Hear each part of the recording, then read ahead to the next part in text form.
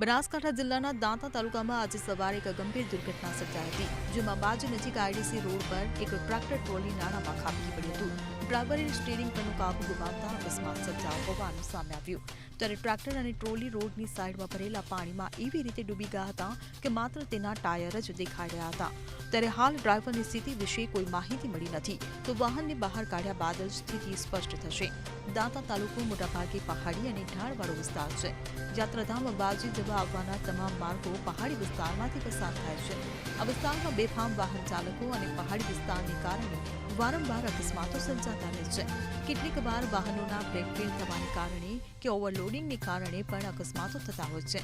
આ ઘટનાની જાણ થતાં જ સ્થળ પર લોકોના ટોળા એકઠા થઈ ગયા છે. સ્થાનિક તંત્ર દ્વારા બચાવ કામગીરી શરૂ કરવામાં આવી છે. Bureau report CN24. હવે જુઓ દેશ દુનિયાની તમામ ખબરો તમારી આંગળીના ટેરવે. ઉઠાવો મોબાઈલ અને Google Play Store પરથી ડાઉનલોડ કરો અમારી CN24 ન્યૂઝ મોબાઈલ એપ.